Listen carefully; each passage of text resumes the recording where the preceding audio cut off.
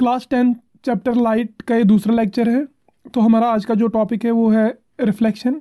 तो रिफ्लेक्शन होता क्या है? अगर हम किसी ऑप्टिकल मीडियम में रे ऑफ लाइट को स्ट्राइक कराएंगे किसी सरफेस पे और वो रिफ्लेक्ट होके वापस उसी मीडियम में आएगी। तो हमने पिछले लेक्चर में हमने पढ़ा था कि ऑप्टिकल मीडियम क्या होता है। ऑप्टिकल मीडियम वो होता है कि जिसके जो अपने थ्रू लाइट एनर्जी को पास होने देता है। तो यहाँ पे कहने का मतलब क्या है कि फॉर एग्जांपल यहाँ पे जो ये हमारा एक मीडियम है एयर और ये हमारा दूसरा मीडियम है वाटर। एयर भी ऑप्टिकल मीडियम है, वाटर भी ऑप्टिकल मीडियम है। तो मैंने यहाँ से एक रे ऑफ लाइट को डाला, उसको यहाँ पे इस सरफेस पे मैंने स्ट्राइक कराया और अगर ये रे को टकराने के बाद वापस इसी मीडियम में जाएगी, मतलब कि हमारी रे कहाँ से आई थी? हमारी रे आई थी एयर से और टकराने के बाद वो कहाँ गई? टकराने के बाद वो वापस रिफ्लेक्ट होके गई एयर में ही। तो इसको हम बोलेंगे रिफ्लेक्शन। और अगर यही रे जब यहाँ पे इसने स्ट्राइक किया, इसके बाद अगर ये दूसरे मीडियम में चली जाती, अगर ये ऐसे दूसरे मीडियम में चली जाती, मतलब यहाँ से नहीं जाती, अगर यहाँ से नहीं जाती यहाँ से जाती, तो हम इसको क्या बोलते हैं? हम बोलते हैं ये है रिफ्रैक्शन। लेकिन हम यहाँ बात किसकी कर रहे हैं? रिफ्लेक्शन की बात। तो रिफ्लेक्शन क्या हुआ? जिस मीडियम से आई उसी मीडियम में वापस गई, तो इसको हम बोलते हैं रिफ्लेक्शन। ठीक, तो ये हो गया हमारा रिफ्लेक्शन। तो फॉर एग्जांपल ये हमारा एक गिलास है, तो इसको मैंने यहाँ से पॉलिश कर दिया, मतलब मैंने इस गिलास को जो है मिरर बना दिया। ठीक, ये हमारा गिलास था, इसको मैंने पॉलिश कर दिया, तो ये हमारा क्या बन गया? मिरर। ठीक, जहाँ से मैंने इसको पॉलिश किया वो सरफेस मेरा बन गया पॉलिश्ड सरफेस, और ये वाला जो सरफेस है ये मेरा बन गया रिफ्लेक्टिंग सरफेस। ये हो गया मेरा पॉलिश्ड सरफेस और ये हो गया मेरा रिफ्लेक्टिंग सरफेस। अब मैंने यहाँ से एक रे ऑफ लाइट को इंसिडेंट कराया इस रिफ्लेक्टिंग सरफेस पे, तो जो ये रे ऑफ लाइट इंसिडेंट करती है और मीट करती है इस रिफ्लेक्टिंग सरफेस को, इसको हम नाम देते हैं इंसिडेंट रे। क्या नाम देते हैं? Incident ray. और इस इंसिडेंट रे ने इस रिफ्लेक्टिंग सरफेस को जहाँ पे मीट किया, जिस पॉइंट पे मीट किया, उस पॉइंट को हम बोलते हैं पॉइंट ऑफ इंसिडेंस। क्या बोलते हैं? Point of incidence. और उसी पॉइंट से जब ये रिफ्लेक्टिंग सरफेस उस रे को बाउंस बैक करती है, मतलब वापस भेजती है इसी मीडियम में, तो इसको हम नाम देते हैं, इस रे को नाम देते हैं हम रिफ्लेक्टेड रे। इस पॉइंट ऑफ इंसिडेंस पे अगर मैं एक परपेंडिकुलर ड्रा करूँ, देखो यहाँ पे अगर ये कोई लाइन है, मैंने इस पे परपेंडिकुलर ड्रा किया, तो इसको मैं बोलूँगा ये यहाँ से बनाता है 90 डिग्री। ठीक, यहाँ पे ये जो रिफ्लेक्टिंग सरफेस है इस पे हमें परपेंडिकुलर ड्रा करना है, लेकिन कहाँ पे करना है? इस पॉइंट पे। ये इंपॉर्टेंट है। देखो यहाँ पे है, ये समझो ये रिफ्लेक्टिंग सरफेस है और यहाँ पे पॉइंट है, और मैंने यहाँ पर परपेंडिकुलर ड्रा किया, तो इसको हम नॉर्मल नहीं बोलेंगे। नॉर्मल किसको बोलेंगे? जो मैं इस पॉइंट ऑफ इंसिडेंस पे परपेंडिकुलर डालूंगा। तो ये मेरा पॉइंट ऑफ इंसिडेंस है, इस पे मैं एक परपेंडिकुलर डालूंगा। इसको हम डॉटेड शो क्यों करते हैं? क्योंकि ये लाइन जो है ये इमेजिनरी लाइन होती है। मैंने जो इस लाइन को, जो इमेजिनरी लाइन है, मैंने पॉइंट ऑफ इंसिडेंस पे इसको परपेंडिकुलर डाला। किसको परपेंडिकुलर डाला? रिफ्लेक्टिंग सरफेस को। तो इसको हम नाम देते हैं नॉर्मल। क्या नाम देते हैं? नॉर्मल। ठीक, अब ये इंसिडेंट रे जो इस नॉर्मल के साथ एंगल बनाती है, इसको हम बोलते हैं एंगल ऑफ इंसिडेंस। और जो ये रिफ्लेक्टेड रे नॉर्मल के साथ एंगल बनाती है, इसको हम बोलते हैं एंगल ऑफ रिफ्लेक्शन। और ये जो मैं रिफ्लेक्टिंग सरफेस बोल रहा हूँ, इसका दूसरा नाम भी है, इसको हम बोलते हैं interface separating two medias. Medias medium का प्लूरल होता है। ठीक, मैं ये क्यों बोल रहा हूँ? क्योंकि यहाँ पे जो हमारा मीडियम है वो है ग्लास, और यहाँ पे जो ये मीडियम है वो क्या है? एयर। ये रिफ्लेक्टिंग सरफेस सेपरेट कर रही है गिलास और एयर को, तो ये दो मीडियम्स को सेपरेट कर रही है। तो हम आगे बढ़ते हैं। ये मेरा मिरर है। ठीक, मैंने इसको मिरर को यहाँ पे रखा है। यहाँ से जो टॉर्च से रे ऑफ लाइट आ रही है, इसको हम क्या नाम देते हैं? Incident ray. तो ये हो गई हमारी इंसिडेंट रे।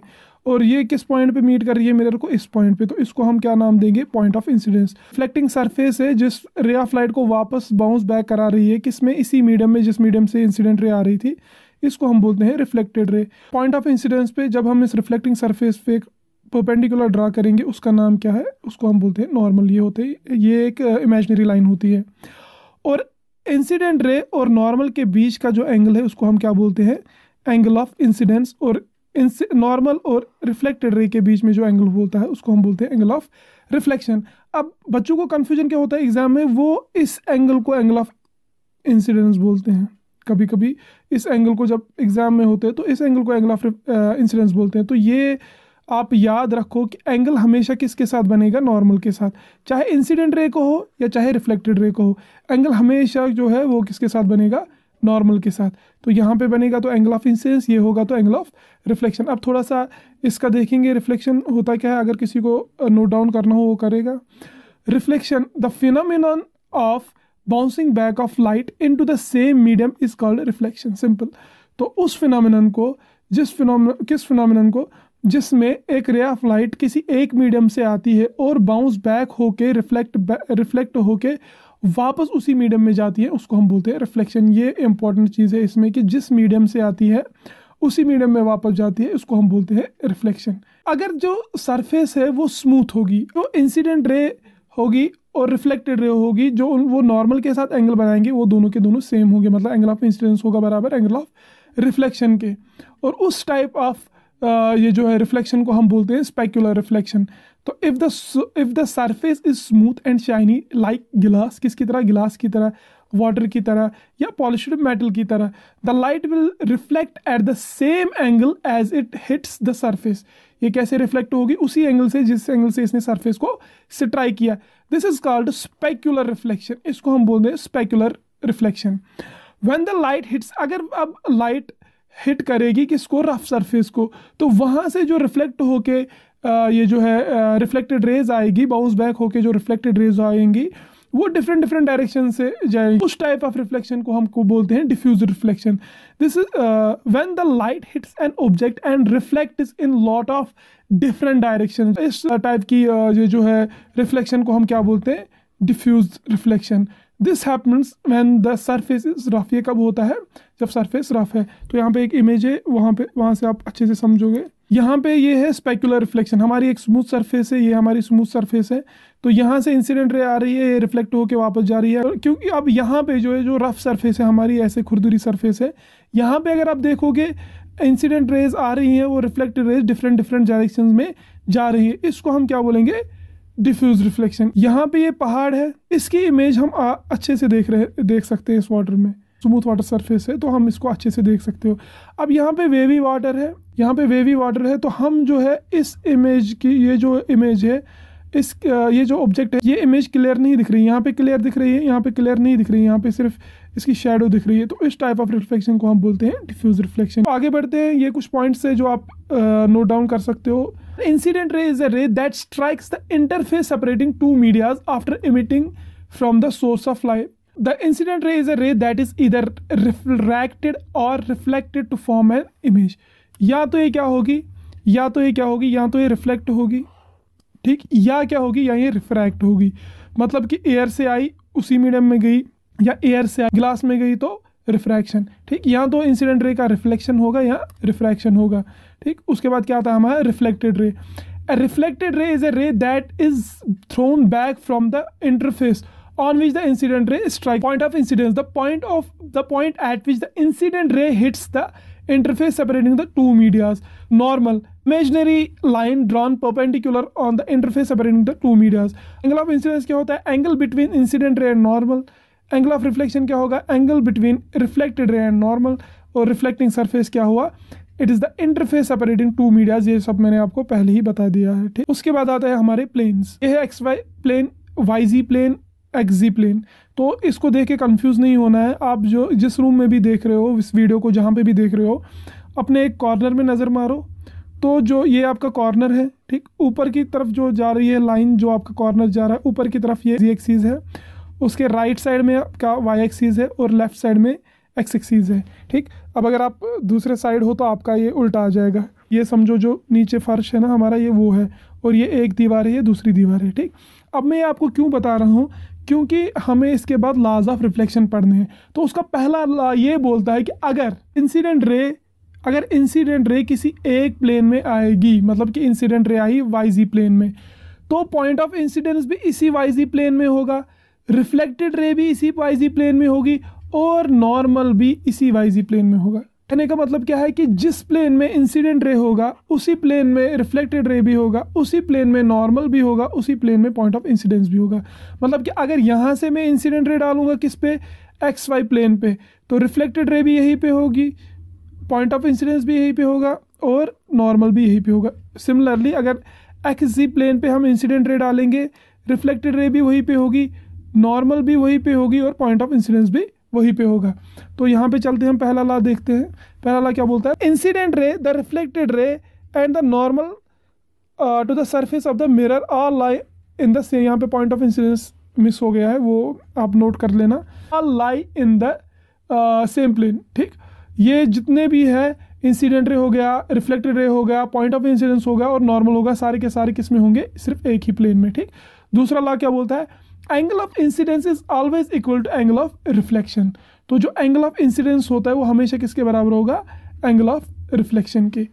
इस एक्टिविटी में हमने क्या लिया है, ये एक हमने प्लेन लिया है, इसको कोई सा भी प्लेन आप जो एज्यूम कर लो। यहाँ पे हमने वाईजी प्लेन लिया था, हम इसको यही वाला एज्यूम करेंगे, ये वाईजी प्लेन है, ये रिफ्लेक्टिंग सरफेस है। ठीक, और ये सोर्स है जिससे हम रे ऑफ लाइट को डालेंगे, ये प्रोटेक्टर और ये मार्कर हमारे दूसरे जो है लॉ में यूज़ होगा, इसमें ये यूज़ नहीं होगा। तो हमें पहला लॉ क्या बोलता है कि अगर इंसिडेंट रे यहाँ से आएगी, रिफ्लेक्टेड रे भी यहीं पे होगी, पॉइंट ऑफ इंसिडेंस भी यहीं पे होगा और नॉर्मल भी यहीं पे होंगे। तो हम इसको देखेंगे कि एक्टिविटी में कि ये होगा या नहीं होगा। ठीक, यहाँ से हमने इंसिडेंट रे डाली, यहाँ पे मिल गया हमारा पॉइंट ऑफ इंसिडेंस और रिफ्लेक्ट होके वो यहाँ से गई।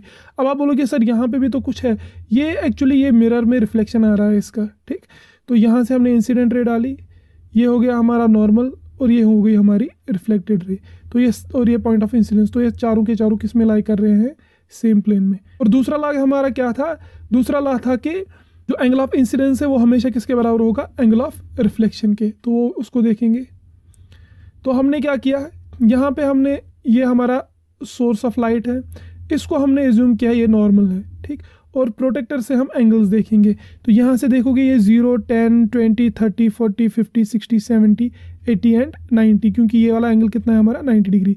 उसी तरह से यहाँ से 10, 20, यहाँ पे बाहर वाला 10, 20 है, यहाँ पे अंदर वाला है 10, 20, 30, 40, 50, 60, 70, 80, 90।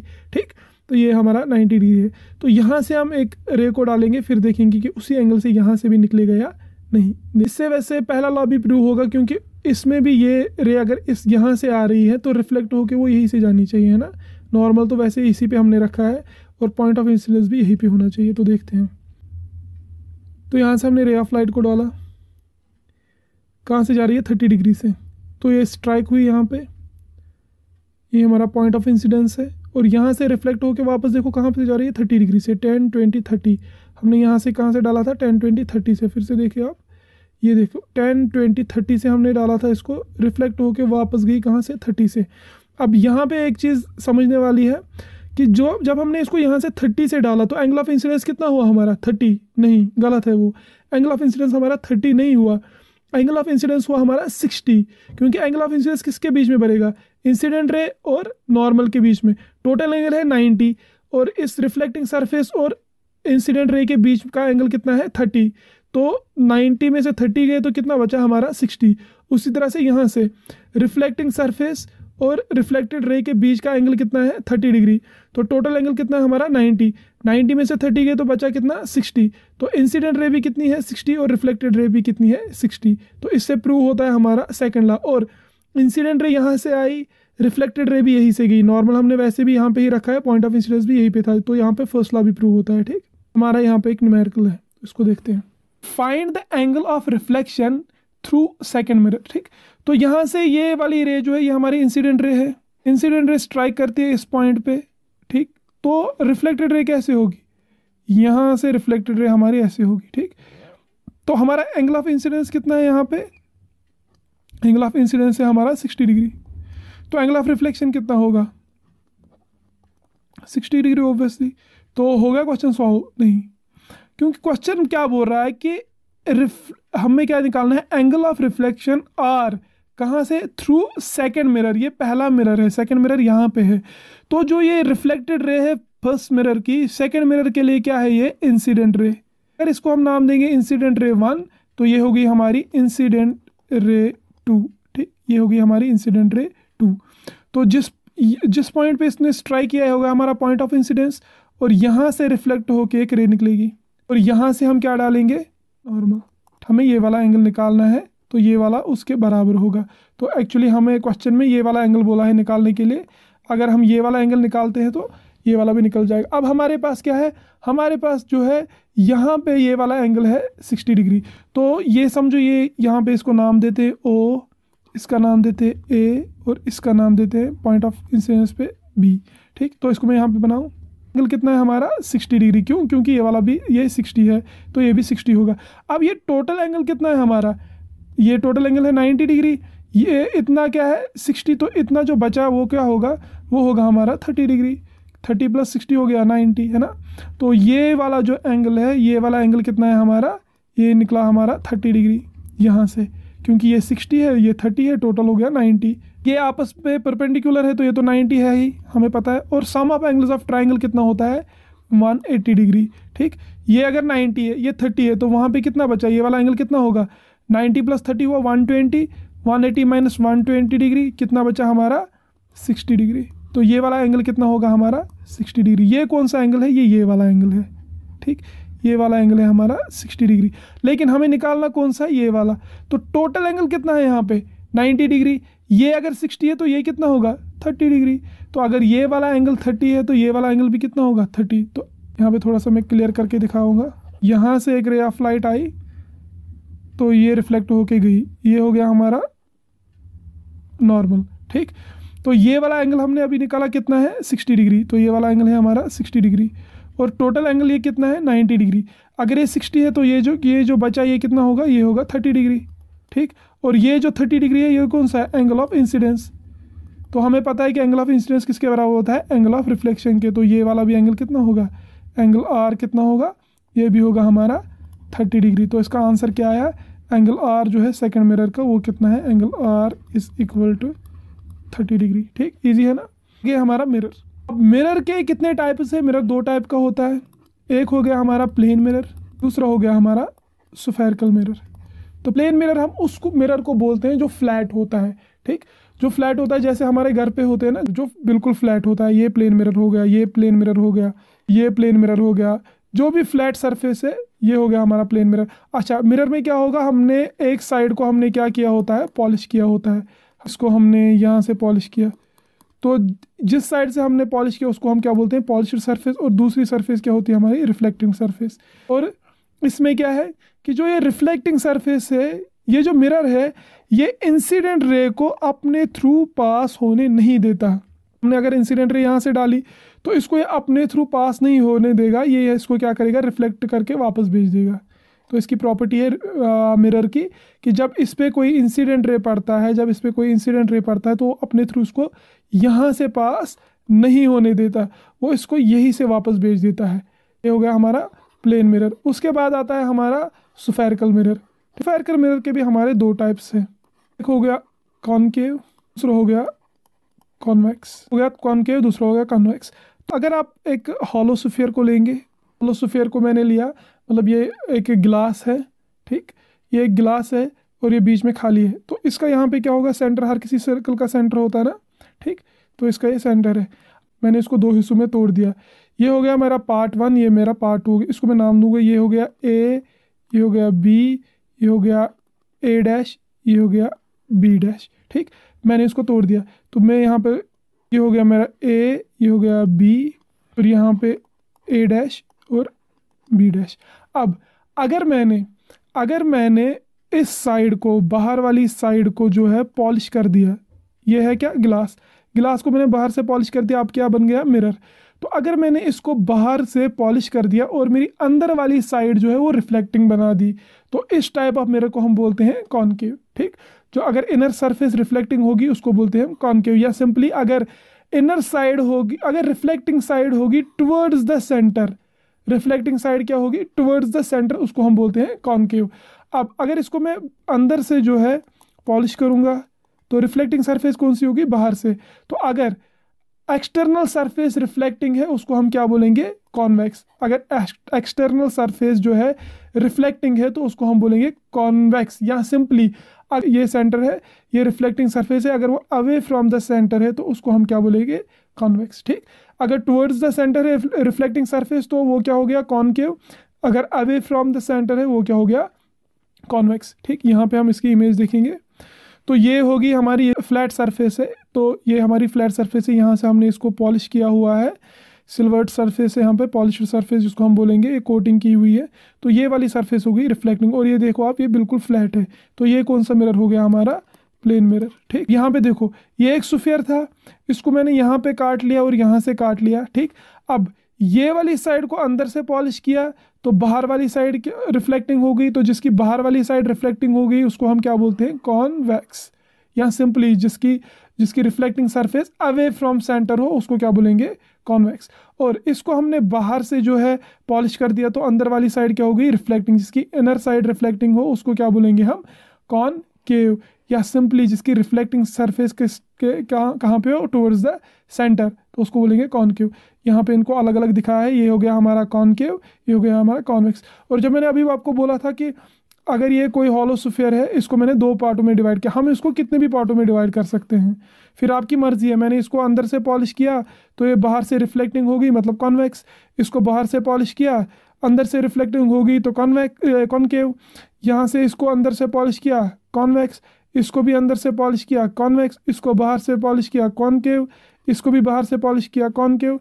अपनी मर्जी कितनी भी। अगर कर्व्ड सरफेस है, कोई गिलास है, कर्व्ड गिलास है, उसको मैंने किसी एक साइड से पॉलिश किया, अंदर वाला साइड होगा पॉलिश्ड तो जो है कॉन्वेक्स बनेगा, अगर बाहर वाला साइड होगा पॉलिश्ड तो कॉनकेव बनेगा। ठीक, नोट डाउन करना होगा वो कर सकता है। मिरर क्या होता है, reflective surface in which the light does not pass through but bounces of is called mirror. Mirror क्या होता है, वो रिफ्लेक्टिंग सरफेस जो अपने थ्रू लाइट को पास होने नहीं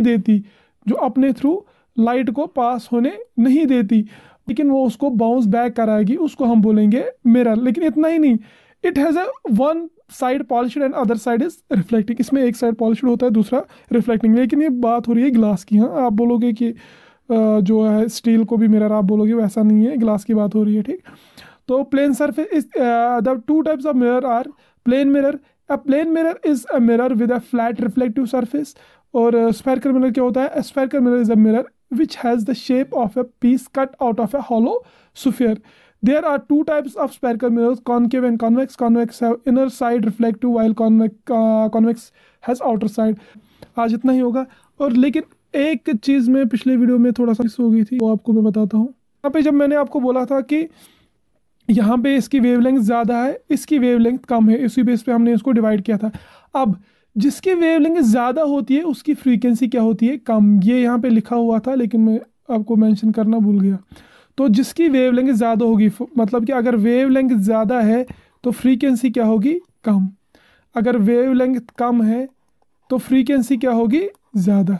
जिसकी वेवलेंथ ज़्यादा होगी उसकी फ्रीक्वेंसी क्या होती है, कम। और जिसकी वेवलेंथ कम होती है उसकी फ्रीक्वेंसी क्या होती है, ज़्यादा। ठीक, और ये वेव्स की लेंथ कितनी होती है, आप यहाँ पे देख सकते हो कि इसकी वेव की लेंथ इतनी बड़ी हो सकती है जितनी एक बिल्डिंग होगी, और इसकी वेव की लेंथ इतनी छोटी हो सकती है जितना एक एटॉमिक न्यूक्लियस होगा। ठीक, तो इतना डिफरेंस है इन वेव्स में। और एक चीज़, जिसकी फ्रीक्वेंसी कम होगी, मतलब जिसका वेवलेंथ ज़्यादा है, फ्रीक्वेंसी कम है, उसकी एनर्जी भी क्या होती है, कम। और जिसकी फ्रीक्वेंसी ज़्यादा होगी उसकी वेवलेंथ कम होगी और उसकी एनर्जी क्या होती है, ज़्यादा।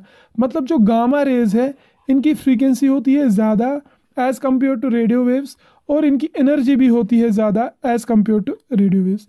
ठीक, ओके, तो मिलते हैं अगले जो है लेक्चर में इंशाल्लाह जल्दी। अल्लाह हाफिज़।